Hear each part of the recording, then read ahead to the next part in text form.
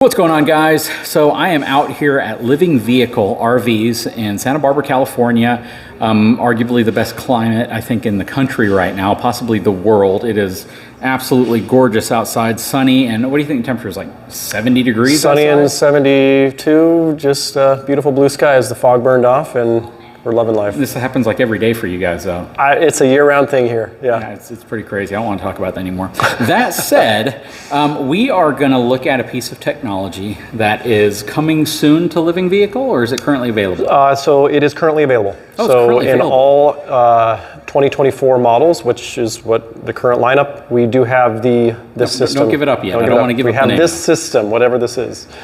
Yep, this right here is the most advanced piece of cool technology that I think an RV could ever be equipped with. Hang tight, I'll be right back.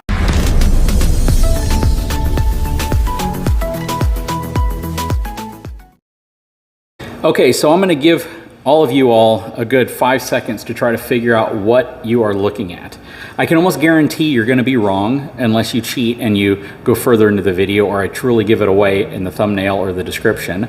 But this system right here is it's game-changing. It's revolutionary. Revolutionary system, yeah. So I'm going to hand the mic, which he already has one on him, over to Matt. And Matt, please explain in the most enthusiastic way possible what we're looking at. So, long story short, this is a water generation system. This is atmospheric water gen. This pulls water out of the humidity in air and creates water to fill up your water tanks on board. So wherever you travel, you're filling up water and taking water with you and creating water wherever you go. So I guess the way I would help conceptualize it for folks who are watching the channel is when you run your air conditioner, Yep. or you run a dehumidifier, what you're essentially doing is you're passing humid, warm air over a cold coil. And that coil creates condensation, just like a Coke can. So if you put a Coke can here that's freezing cold out of the fridge, and then you blow air past it, you're going to see condensation form on the outside of that can. That condensation would typically either evaporate off, or it would drip down and create a little watermark on your table. Yep. And I would imagine that this works in a very similar fashion. It's a glorified version of the condensation on a Coke can. You know, that's all it is. If you got that figured out, you know, we're done. But what you have here is this is an integrated system. So this is a prototype, by the way. This is a fully functional unit. We have created water. I think there it is, our first glass of water ever created here at Living Vehicle. But what this does, this is integrated to the Living Vehicle. This is an option for the 2024 and beyond models, where this lives within the infrastructure of the LV. This system here is the water generation unit. This is where water passes in a filter into and then out the bottom side, the underside of LV. And so this is that unit that JD was talking about. That's the coils to where air passes over those cold coils with that heat exchanger, and through that process, water is then pumped out to this unit. Okay, so a question I would have is, this is really, really cool technology, I admit. And as much as I would love to have this, do you think the future is where they just simply recapture it from the air conditioning system? I think eventually we'll get to the point where they're one unit. Yeah. You know, and you know, you can, I mean, effectively, a lot of RVs, you see this problem, right? It's not a solution, it's a problem where you've got an AC up on the roof, and then it's got condensate coming off, and either you have a condensate drain line routing down through the walls, which usually leak and then create problems, or you got it running off the rooftop of your AC, and then you're like, why is my roof leaking when there's no rain? You know, that's what you're experiencing. So I fully see the technology evolving to that point where we integrate a multi-system unit to where maybe you do all these things together, create, you know, dehumidification of the indoor air conditioning. You know, it might be an AC heat pump combined, so you also create heat, and then also water generation. Yeah, we're just not there yet. We're not there yet, right. This is a standalone unit. And the other thing to keep in mind, though, you may be in an environment where you don't want to run your air conditioner. It's already, like outside right now, it's beautiful. You may have all the windows open and everything. Why run your air conditioner if you don't have to, when you have a system that its entire job is to capture as much water as possible? Right. Now, this is purpose-built. This is not new technology. We've had industrial size applications of water gen. I mean, nature's been creating water for many years. It's called, rain and other applications in nature where you have water coming through dehumidification systems like JD mentioned. This is just a purpose-built system for mobile applications to where it's run by a DC 24 volt, which goes directly into the LV energy system. And this is a solar-powered system. So that means you create water while on the go, because the ultimate goal of living vehicle is to be self-sufficient and self-sustaining. So when we look at this system, I mean, the big question everybody's been waiting for us to answer is, how much water does it actually create? And as a second question to that is it reliant on the relative humidity outside? Yep, so first answer, it creates 5 gallons per day. That's up to 5 gallons per day. That's very dynamic depending on how much energy you consume and the relative humidity.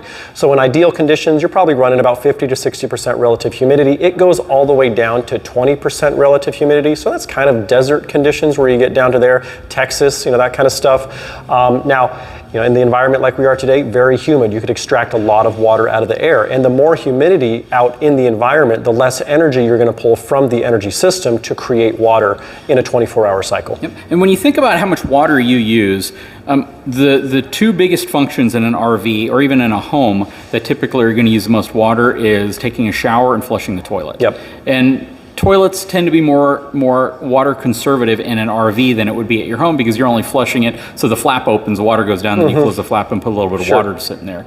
But when you think about 5 gallons a day or even 2 gallons a day of water, for most people, that's going to be more water than they might typically use in a day until they take a shower. Right, and shower's the biggest consumer. So first and foremost, this is designed to create water out of this water treatment unit. It fills up the primary water tank, which is on board here. So what you see here, water treatment unit, there's a multi-stage sediment filter, 1 and 2 stage filtration down to the micron level. And then you have a water sterilization tank where there's a UV light. This is always on and that's the biggest concern about water gen, is that if you're extracting water out of the air, you've got to filter out those contaminants, because wherever you are, that's the water you're creating, and all of that stuff is within the air. So there's a high priority on making sure that the water is clean and safe. Yep, because when you have like a dehumidifier, like I have like a 90-liter dehumidifier, and it creates a lot of water throughout the day, and I dump out a couple gallons of water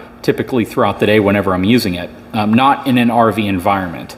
And that water you should never drink. It may look clean, but it's not clean. Right. I'm not going to say that it's always going to be bad, but you just don't know what's in there. Exactly. And the fact that it's sitting in room temperature conditions, it's going to form bacteria and things at a much higher rate than if it were really cold, if it was in a controlled environment.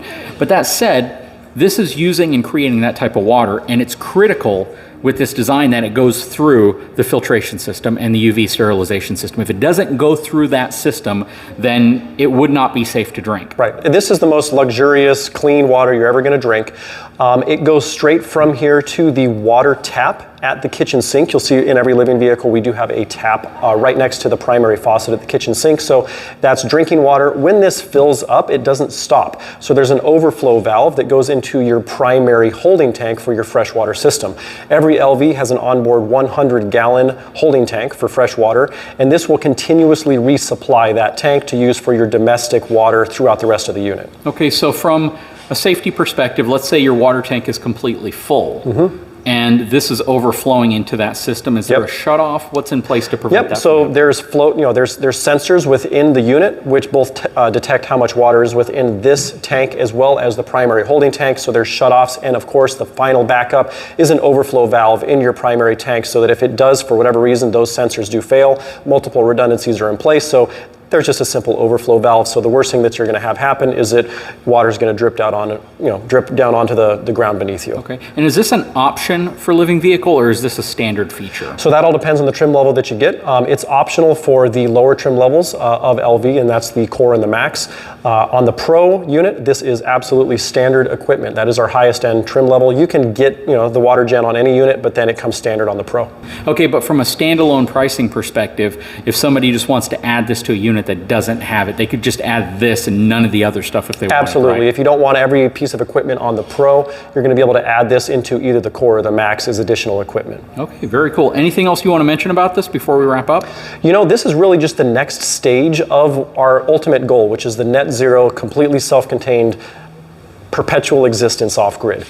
There's other systems that we're venturing forward that, I'm sure y'all have seen a lot about this tech, like water reclamation, recycling, evaporative cooling. How do we manage waste? So we've already hit it on energy. We're completely independent, drawing power from the sun to power systems like this. We're marching forward with water generation to fill up our water tanks. And then as we have other systems like incineration for toilet technology, stuff like that. This is all a collective ecosystem that's really the goal of Living Vehicle, is to leverage all of these independent technologies to bring them together to create what is quite simply just a space for living that you never have to plug in, you never have to refuel, and you can just exist wherever, whenever, in the most luxurious way. Yep, so you've addressed two major parts of an RV park. Power, the solar system and the power generation, everything they have on top completely addresses power needs. Yep. You've addressed water creation. So now you're creating and generating your own water just based off of the area you're at in the atmosphere and the relative humidity, which is super cool. The third one is black tank replacement. And you brought up incinerator. We've talked about that. And if you guys didn't see the videos I did while I was in Salt Lake City, an incinerator toilet is exactly that. You essentially do your business in the toilet and it burns it into essentially a powder or a dust, and then you just knock it into your trash can. Super cool. Do you offer any other solutions to replace a black tank at this point other than that? So we also author compost toilets. That's another solution to replace black tank, change it over to gray. Incineration, you can go with propane if you have the backup propane system, or you could go with electric. Mind you, that electric solution, it does take a ton of power. So I wouldn't fully recommend all electric on the incineration side of things, but both of those solutions do effectively remove the black water tank, and so you can double the capacity of the gray water tank on board. Yep, and I've actually seen some reports that we should start seeing an aerobic style septic system for RVs, which would be really cool now as well. And basically, you have your own wastewater treatment plant on your RV, and what comes out is just the byproduct is water. It's water that you can pour on the ground and not cause any issues, or possibly run that water through, I don't know. Back into it's a closed loop system. There's a lot of technology we need to go there. Of course, there's different levels.